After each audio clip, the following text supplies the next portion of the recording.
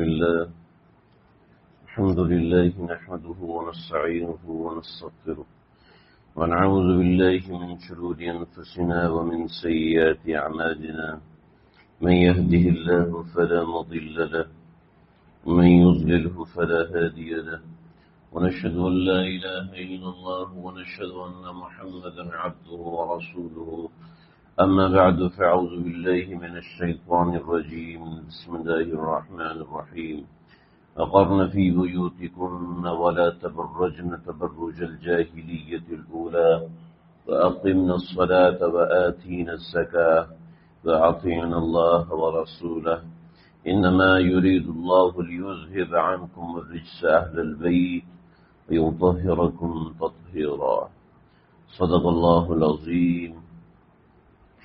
آج کل جو حالات اور واقعات ہیں، محرم الحرام کی ابتدا ہے، اس کے حوالے سے تاریخ اسلام کا ایک ایسا واقعہ جس نے اسلام کی تاریخ میں بہت بڑا اثر ڈالا ہے، وہ حضرت حسین رضی اللہ تعالیٰ عنہ کی شہادت کا پرسوز واقعہ ہے، اور یہ ایسی چیز ہے جس نے ہماری تاریخ میں بہت بڑی بڑی تبدیلیاں پیدا کی ہیں اور بہت سے حالات کو تبدیل کیا ہے، بہت سے معاملات کو تبدیل کیا ہے۔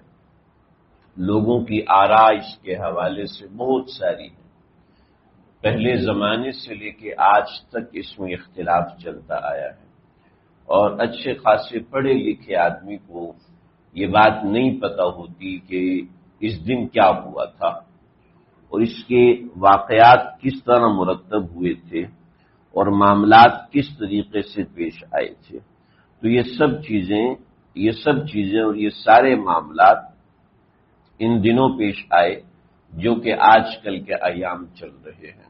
اس کے حوالے سے سینکڑوں کتابیں لکھی گئیں اور ہزاروں نہیں بلکہ لاکھوں روایات، تاریخی روایات بھی اس میں شامل ہیں، صحیح احادیث میں اس میں شامل ہیں، مرفوع روایات اس میں شامل ہیں، اور بہت ساری ایسی باتیں جس میں عام طور پہ غلط فہمی پائی جاتی ہے۔ تو آج ارادہ ہے کہ مختصر یہ 15-20 منٹ کے اندر میں یہ سب چیزیں آپ حضرات کی خدمت میں عرض کروں گا۔ حضرت معاویہ رضی اللہ عنہ کا وصال ہوتا ہے۔ حضرت معاویہ رضی اللہ عنہ نے اپنے وصال سے پہلے اپنے بیٹے یزید بن معاویہ کو نامزد خلیفہ مقرر کیا۔ اس سے پہلے حضرت ابوبکر صدیق، حضرت عمر فاروق، حضرت عثمان غنی، حضرت علی اور حضرت حسن، ان کی جو خلافت تھی، جن میں 4 خلافت راشدہ ہے، یہ ایک الگ موضوع ہے، بہت تفصیل ہے، لیکن حضرت ابوبکر کی خلافت کا اشارہ تھا، مسلمان اس پہ متفق ہوئے۔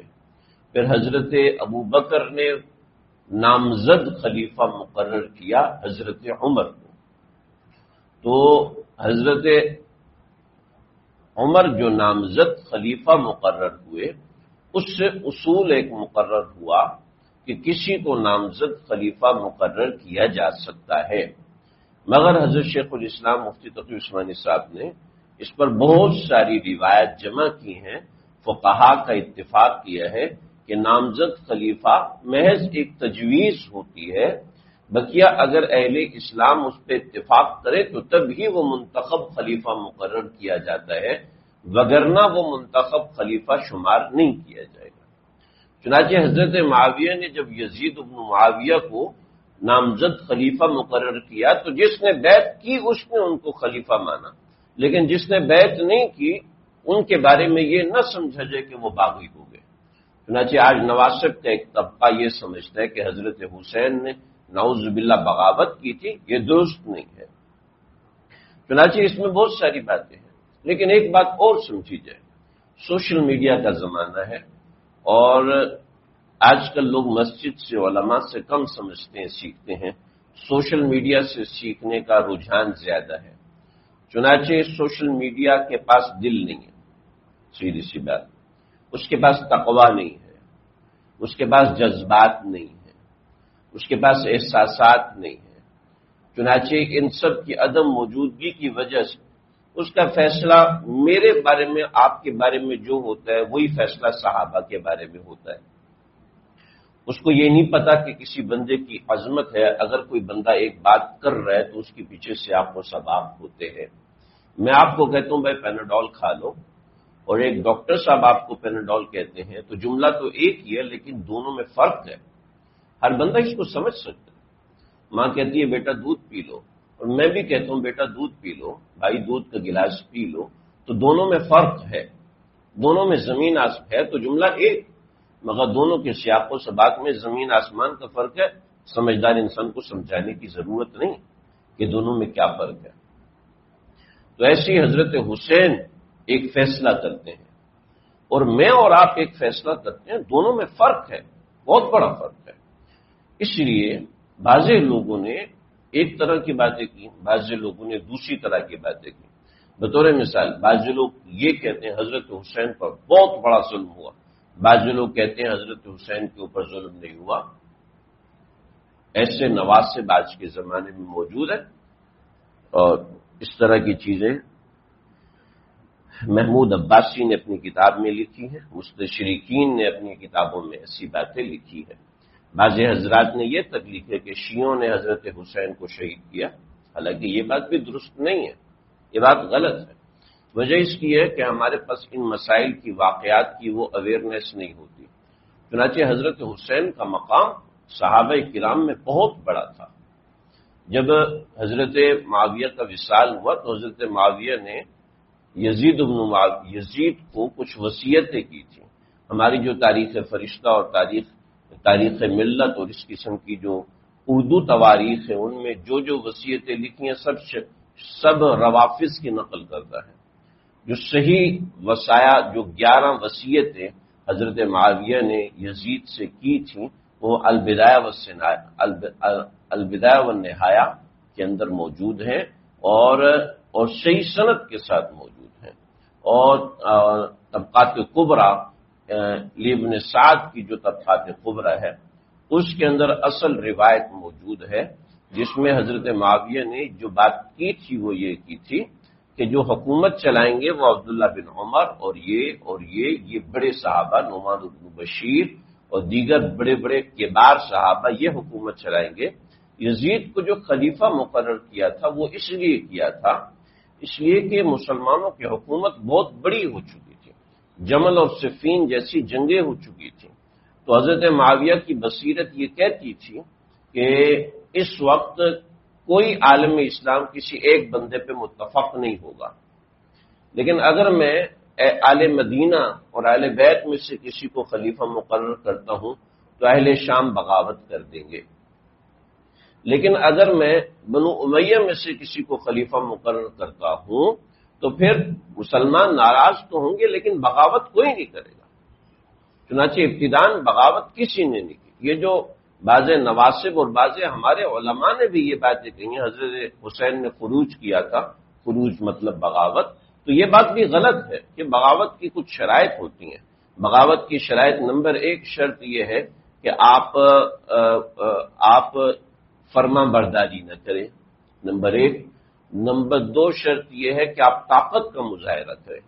حضرت حسین نے فرما برداری نہیں کی، کسی مسئلے کے تحت نہیں کی، مگر حضرت حسین نے طاقت کا مظاہرہ ہرگز نہیں کیا ہے، ہرگز نہیں کیا۔ چنانچہ یہ بات تو صاف ہو جائے، چونکہ موضوع بہت بڑا ہے، وقت بہت کم ہے، تو میں زیادہ وہ باتیں نہیں کروں گا جس سے مسئلہ الجھ جائے۔ تو حضرت معاویہ کے انتقال کے بعد ولید بن عتبہ مدینے کے گورنر تھے، اور ولید بن عتبہ بہت اچھے انسان تھے۔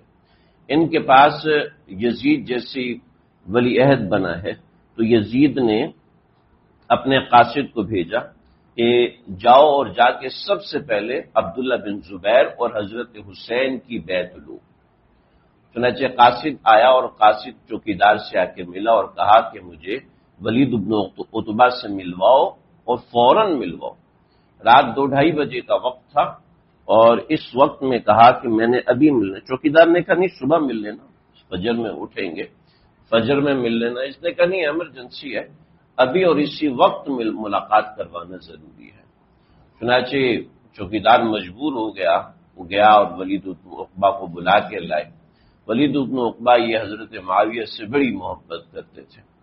جب ان کو پتا چلا کہ حضرت معاویہ کا انتقال ہو گیا تو یہ اچھا خاصا روئے دھوئے پریشان ہوئے، اور پھر اس نے اگلا زور لگایا کہ حضرت حسین کو اور عبداللہ بن زبیر ان دونوں حضرات کو بلایا جائے اور ان کی اسی وقت بیعت لی جائے۔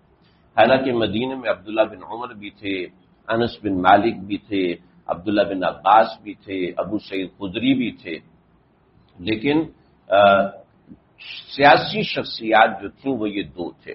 حضرت حسین سیاسی شخصیت تھے اور عبداللہ بن زبیر یہ سیاسی شخصیت تھے، بقیہ سب علمی سردار تھے مگر سیاسی شخصیات یہ دو تھے۔ اور ظاہر بات ہے یہ لوگوں میں محبوب بہت زیادہ تھے، لوگوں میں محبت اتنی زیادہ تھی۔ حضرت حسین ایک مرتبہ گھر سے نکلے، مسجد نبوی سے گزرے، آج جو روضہ رسول صلی اللہ علیہ وسلم ہے وہاں پر اس کے ساتھ جو حجرہ فاطمہ ہے وہی حضرت حسین کا گھر تھا۔ تو وہاں سے نکلے تو مسجد میں علمی حلقے لگے ہوئے تھے، تو انہوں نے سب کو سلام کیا، تو سب نے زور سے جواب، جیسے مسجد بھری ہو تو سب زور سے وعلیکم السلام سب نے جواب دیا۔ جب سب سلام کا جواب دے چکے تو ایک آواز الگ سے آئی، وعلیکم السلام، یعنی اپنا جواب جو ہے سب سے الگ کر کے انہوں نے دیا۔ یہ حضرت عبداللہ بن عمر بن عاص تھے، اور پھر کہنے لگے کہ اس وقت قرۂ ارض پر ایک آدمی ہے کہ اہل سما اس وقت اس کو سب سے زیادہ چاہتے ہیں، سب سے زیادہ محبوب اہل سما کے نزدیک وہ انسان ہے، اور وہ یہ ہے حضرت حسین۔ مگر مجھے بڑا غم ہے، مجھے بڑا دکھ ہے کہ یہ شخص مجھ سے ناراض ہے، جب سے صفین ہوئی ہے اس کے بعد سے آج تک انہوں نے مجھ سے بات نہیں کی، کاش کہ کوئی آدمی ہو کوئی کیسی بھی قیمت لے میری ان سے صلح کروا دے۔ تو حضرت ابو سعید خدری رضی اللہ عنہ بیٹھے ہوئے تھے۔ اب میں آپ کو بتاؤں مزے کی بات، حضرت حسین کی عمر ہے 30 سال یا 33 سال، اور عبداللہ بن عمر بن عاص کی عمر ہے 50 سال سے اوپر۔ وہاں بزرگ صحابی بیٹھے، حضرت ابو سعید خدری، عبداللہ بن عمر بن عاص کے پیچھے تو ایک مجمع ہوتا تھا، ایک جہاں ہوتا تھا، ابو سعید خدری کے پیچھے شاگردوں کی قطار ہوتی تھی، دور دور ملکوں سے لوگ ابو سعید خدری سے حدیث پڑھنے آتے تھے۔ تو ابو سعید خدری کہنے لگے میں کرواؤں گا۔ رات کا وقت ہوا تو حضرت حسین کے گھر کا دروازہ بجایا، ابو سعید خدری، کون جی؟ ابو سعید، اندر آ جاؤ۔ آ کے بات کی، آپ مسجد تشریف لائے تھے، وہاں سے گزرے تھے، تو ایک شخص نے یہ کہا جانتے ہیں کون ہے؟ کون ہے؟ عبداللہ بن عمر بن عاص، اور وہ اس بات پر شدید نالاں ہے کہ آپ ان سے ناراض ہیں، تو اب وہ معافی مانگنا چاہتے ہیں کہ آپ ان کو موقع دیں۔ حضرت حسین نے بلایا، آپ اب دیکھیں حضرت حسین عمر میں چھوٹے ہیں، حضرت حسین سے روایات اتنی زیادہ منقول نہیں ہیں، چند ایک روایات، نسائی میں کچھ روایات ہیں، حضرت حسین سے چند ایک روایات منقول ہیں، اور حضرت عمر بن عاص بڑے کبار صحابہ میں سے اس وقت کے، ابو سعید خدری بزرگ ترین صحابہ میں سے، مگر حضرت حسین کی فضیلت اور عظمت کتنی زیادہ تھی، ان کے ورع اور تقوی اور رسول اللہ صلی اللہ علیہ وسلم کے خاندانی قرابت و تعلق کی وجہ سے اتنی عظمت صحابہ کے دلوں میں تھی۔ میں اور آپ تو کہاں کے ہیں، صحابہ کرام کے دلوں میں اتنی ان کی محبت تھی کہ وہ یہ باتیں کر رہے ہیں کہ آسمان والوں پر سب سے زیادہ جو محبوب شخص ہے وہ حسین بن علی ہے۔ تو حضرت حسین نے بلایا، کبھی سیدھی سی بات ہے، تم مجھ سے اتنی محبت کرتے ہو تو میرے والد تو مجھ سے بڑے ہیں، لیکن ان کے خلاف جب جنگ صفین ہوئی تو تم ان کے مقابلے میں تلوار لے کر نکلے، اس کی کیا وجہ ہے کہ وہ تو مجھ سے بھی بڑے؟ تو کہنے لگے کہ بات یہ ہے کہ میرے والد عمر بن عاص ایک مرتبہ نبی علیہ الصلوۃ والسلام کی خدمت میں حاضر ہوئے اور آپ کو کہا کہ یا رسول اللہ یہ جو میرا بیٹا ہے عبداللہ بن عمر، یہ ہر وقت مصلی پہ کھڑا رہتا ہے، نہ بیوی کا حق ادا کرتا ہے، نہ کمانے کے لیے جاتا ہے، یا ہر وقت مصلی پہ کھڑا رہتا ہے، سجدے میں روتا رہتا ہے، دن کو کھانے کا بولو تو روزہ ہے، رات کو کھانے کے لیے بلاؤ تو مصلی پہ کھڑا ہے، اب ہم مصلی سے کیسے ہٹائیں؟ تو آپ اس کو سمجھائیں۔ تو آپ نے فرمایا اے عبداللہ بن عمر، تیرے ذمے تیرے والد کی اطاعت ہے، تیرے والد تجھے جو بھی کہ تجھے ان کی بات ماننی ہے۔ اب اللہ کے نبی نے مجھے یہ فرمایا تھا، جب صفین ہوئی تو میں نے انکار کر دی، میں نہیں جاتا، یہ آپ کا بڑوں کا معاملہ ہے، میں چھوٹا ہوں، میں اندر نہیں جا سکتا۔ تو کہا کہ تجھے یاد ہے اللہ کے نبی نے تجھے یہ کہا تھا کہ تیرے اوپر تیرے والد کی اطاعت لازم ہے؟ کہا ہاں۔ کہ اللہ کے نبی کے اس فرمان سے میں مجبور ہو گیا، قسم ہے اس ذات کی جس کے قبضے میں میری جان ہے، میں نے صفین میں نہ تلوار اٹھائی نہ تیر اٹھایا، میں بس صرف شریک ہوا ہوں، اس کے علاوہ میں نے کچھ بھی نہیں کیا۔ تو حضرت حسین نے فرمایا اگر آپ ایسی بات کہہ رہے ہیں تو آپ کی بات معتبر ہے، آپ ہمارے بزرگ ہیں، لہذا ناراضگی ختم کی۔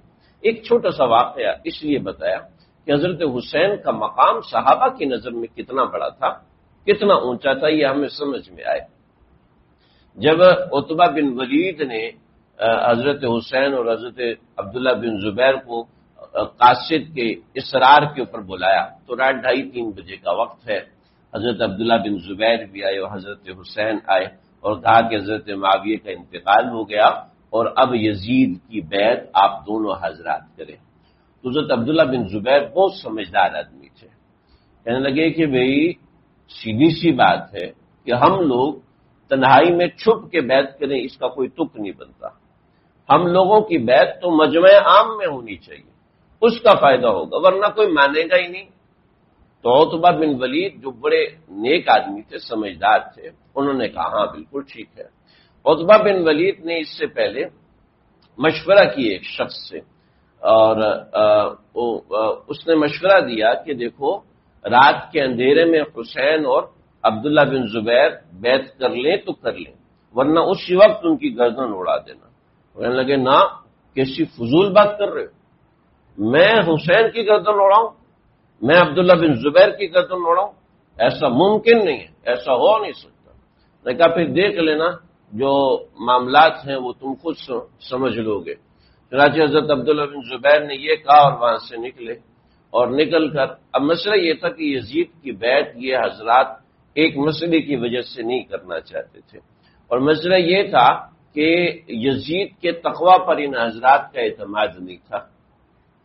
دوسری بات یہ ہے کہ یزید کی عادات جو ان حضرات کو معلوم تھیں وہ دوسروں کو معلوم نہیں تھی، اور تیسری بات یہ تھی کہ یہاں سے شروع ہو رہی تھی موروثی خلافت، اور حضرت حسین اور حضرت عبداللہ بن زبیر موروثی خلافت کے سخت خلاف تھے، تو اس وجہ سے یہ حضرات بیعت نہیں کرنا چاہتے تھے۔ چنانچہ انہوں نے صاف انکار تو نہیں کیا، مگر اس طریقے سے بہانہ کیا اور چلے گئے۔ حضرت عبداللہ بن زبیر کے پیچھے انہوں نے جاسوس لگائے کہ جاؤ اور جا کے دیکھو عبداللہ بن زبیر کیا کرتے ہیں۔ گھروں کی دیواریں آج کل اونچی ہیں، اس زمانے میں چھوٹی چھوٹی دیواریں تھیں۔ حضرت عبداللہ بن زبیر نے اپنے بیٹے عثمان کو بلایا اور کہا کہ بھی تم جاؤ اور جا کے فلاں مقام پہ ایک گھوڑا تیار کرو، سامان تیار کرو، میں آتا ہوں۔ اور خود گھر میں گئے اور نفل پڑھنا شروع کر دیے۔ نفل پڑھتے پڑھتے پڑھتے پڑھتے تہجد کا آخری وقت آ گیا، تو جو جاسوس تھے انہوں نے کہا کہ بھئی یہ تو نماز پڑھنے فجر میں آئیں گے تو دیکھیں گے۔ جب وہ چلے گئے تو حضرت عبداللہ بن زبیر وہاں سے نکلے اور رات کے وقت غیر معروف راستے سے حضرت عبداللہ بن زبیر مکے کی طرف روانہ ہو گئے۔ دوسری طرف حضرت حسین رضی اللہ عنہ فجر ہوئی، اپنے پورے خاندان آل اولاد کو اکٹھا کیا اور اکٹھا کر کے عام شاہراہ سے مکے کی طرف روانہ ہوئے۔ لوگوں نے ولید بن عتبہ سے کہا کہ بھی ان کے پیچھے جاسوس لگاؤ، ان کو دیکھتے رہیں، تو کہنے لگے آل رسول کے پیچھے میں اپنے جاسوس لگانا یہ برا سمجھتا ہوں، اور وہ اپنی فیملی کے ساتھ جا رہے ہیں، ان پہ نظر رکھنا یہ بہت بری بات ہے، غلط بات ہے۔ حضرت حسین جانے لگے تو عبداللہ بن عمر سامنے آئے، اور عبداللہ بن عمر نے کہا کہ آپ کہاں جاتے ہیں؟ کہنے لگے میں مکے جا رہا ہوں۔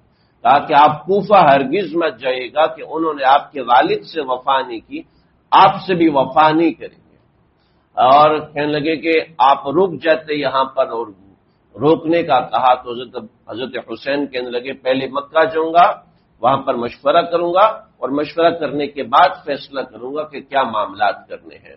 چنانچہ حضرت عبداللہ بن عمر نے کہا کہ اے شہید، میں تجھے اللہ کے حوالے کرتا ہوں، میں تجھے اللہ کے حوالے کرتا ہوں۔ پھر حضرت عبداللہ بن موتی رضی اللہ عنہ سے ملاقات ہوئی۔ حضرت عبداللہ بن موتی نے بھی یہی کہا کہ آپ کہاں جا رہے؟ کہا مکے جا رہا ہوں۔ کہا کوفہ تو نہیں جا رہے؟ کبھی کوفہ نہیں جا رہا۔ تو انہوں نے بھی کوفہ جانے سے منع کیا۔ یہ دو روایات صحیح ہیں، اس کے علاوہ اور بہت سی روایات ہیں جس میں سخت قسم کے الفاظ ہیں، وہ روایت بالکل غلط ہیں اور درست نہیں ہیں۔ اس کے بعد حضرت حسین رضی اللہ عنہ مکے پہنچے اور 4 ماہ 10 دن 4 ماہ اور 4 دن مکے میں مقیم رہے، اور مکے کے اندر حضرت حسین رضی اللہ عنہ نے 4 مہینے تک صحابہ کرام سے مشورہ کیا، اور 7 ذی الحج، حج سے 1 دن پہلے 7 ذی الحج کو حضرت عبداللہ بن زبیر سے مشورہ اور اہل کوفہ کی درخواست تھی، مسلم بن عقیل کو بھیجا، اور 7 ذی الحج کو مسلم بن عقیل کی طرف سے پیغام ملا کہ آپ آئیں، حالات بہت اچھے ہیں، بہتر ہیں، آپ تشریف لیں۔ تو 7 ذی الحج کو حضرت حسین کوفہ کی طرف روانہ ہوئے۔ تو آپ سمجھ رہے ہیں ڈائریکٹ حضرت حسین کوفہ نہیں گئے، بلکہ 4 مہینے مکے میں رہے اور یہ معاملات کیے۔ اب آپ صرف اتنی سی بات بتائیں، اگر حضرت حسین کو لشکر کشی کرنی ہوتی تو حج پہ رک جاتے نا، حج پہ تو 4-5 لاکھ بندہ آتا ہے، اس زمانے میں اللہ کے نبی کے زمانے میں 1.25 لاکھ تھا، وہ پھر اس کے بعد حج کا بندہ تقریباً 4 لاکھ 5 لاکھ بندہ حج پہ ہوتا ہے۔ اگر حضرت حسین آواز لگاتے تو 3-4 لاکھ بندہ تو حضرت حسین کے ساتھ ویسے ہی ہو جانا، اور جو حضرت حسین کے ایک دیدار کو ترسنے والے ہیں وہ ان پہ جان دینے کو تیار کیوں نہیں ہوں گے؟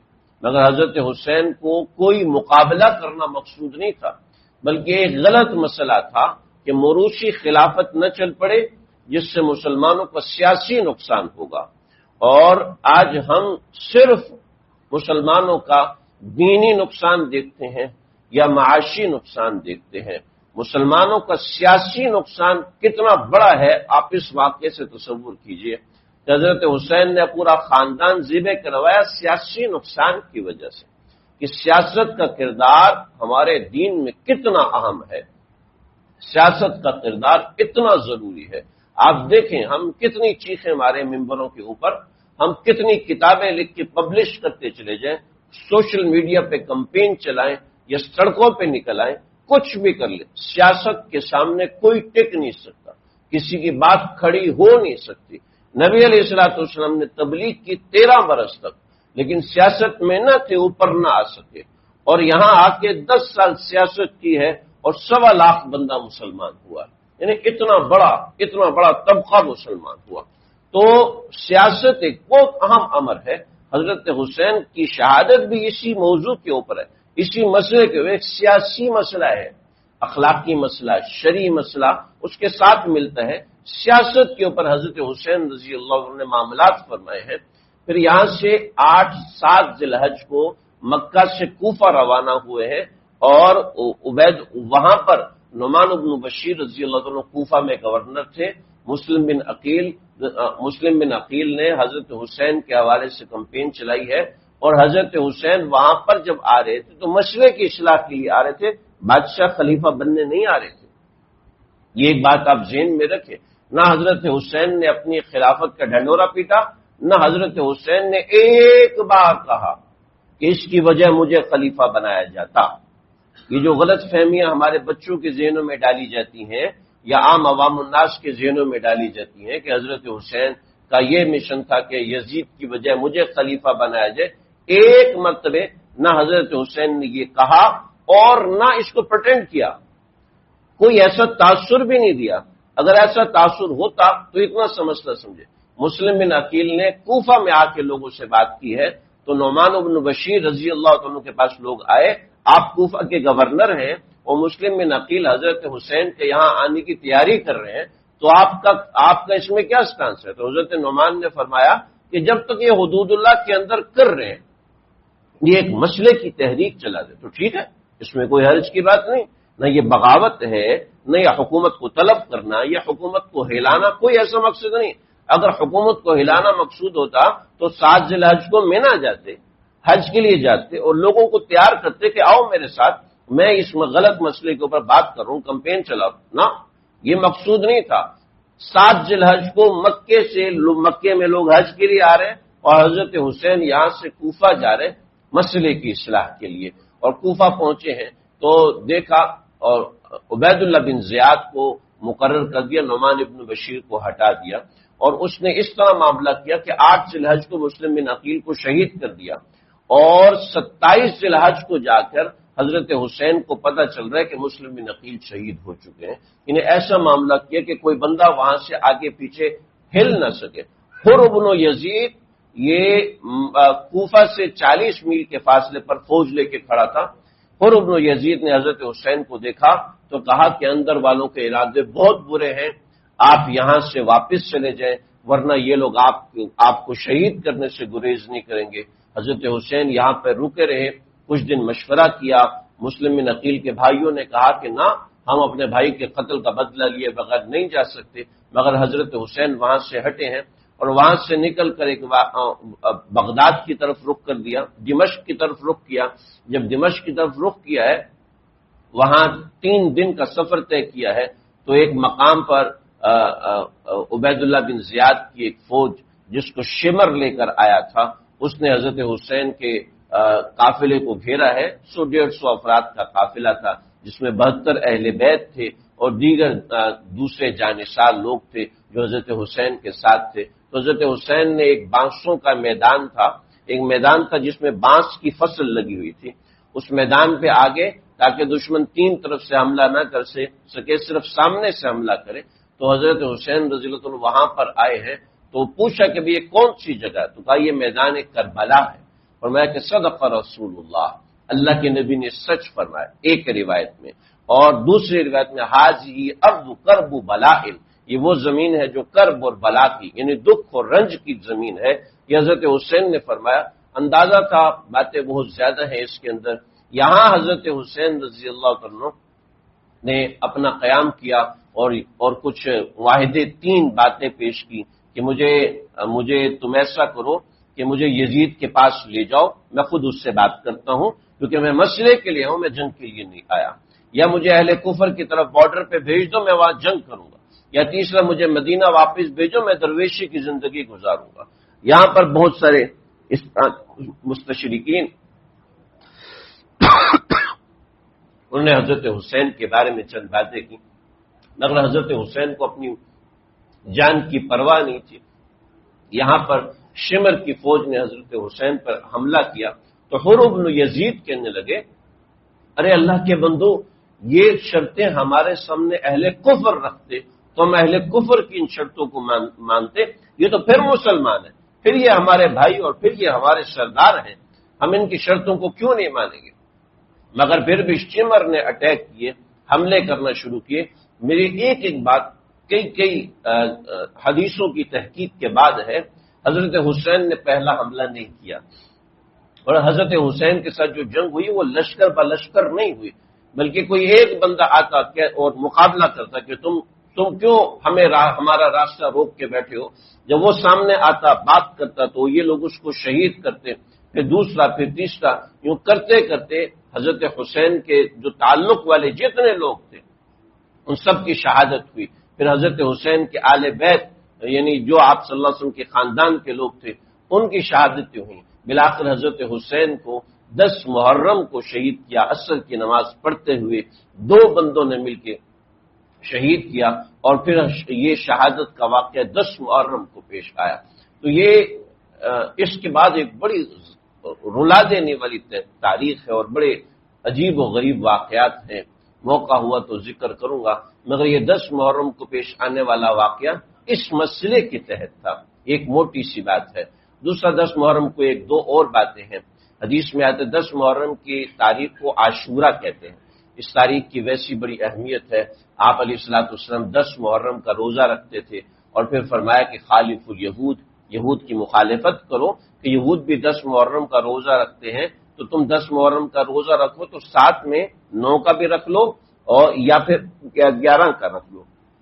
تو 10 محرم ہمارے ہاں اتوار کو آ رہی ہے، تو 10 محرم کا کوشش کریں کہ روزہ رکھا جائے، اس کے ساتھ ہفتے کا بھی روزہ رکھ لیا جائے یا پھر پیر کا روزہ رکھ لیا جائے۔ یہ روزہ رکھنا سنت مستحبہ ہے، اگر کوئی صرف ایک روزہ بھی رکھ لیتا ہے تو بھی ٹھیک ہے۔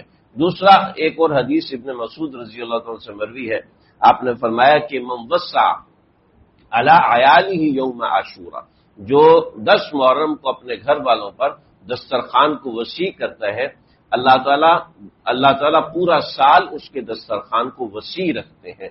تو 10 محرم کو اپنے دسترخوان کو وسیع بھی رکھنا چاہیے اپنے اہل و عیال کے لیے۔ من وسع علی عیالہ، اپنے اہل و عیال، یہ نہیں کہ چاول پکا کے پورے محلے میں بانٹ رہے ہیں، دیگے پکا کے محلے میں بانٹ رہے ہیں، حلیم بنائی جا رہی ہے۔ یہ حلیم تو اہل تشیع کی رسم ہے، یہ اہل اسلام کی رسم نہیں ہے، لیکن ہمارے ہاں بس یہ اہل تشیع کی رسومات کو ہی ہم نے اسلام کا نام دے دیا ہے۔ اس کے علاوہ جو بھی ہوتا ہے وہ اس دن کی اہمیت کے حوالے سے درست نہیں ہے، جو ہمارے ملک میں برسوں سے چلتا آ رہا ہے، حالات خراب ہوتے ہیں، تعزیے نکلتے ہیں، جلسے نکلتے ہیں، وہ اہل اسلام کا طریقہ نہیں، اہل تشیع کا طریقہ ہے۔ ہاں غم کا وقت ہوتا ہے، یہ معاملات حضرت حسین رضی اللہ عنہ کی شہادت کا دن ہے۔ اللہ تعالی ہم سب کو سمجھنے کی، عمل کرنے کی توفیق عطا فرمائے۔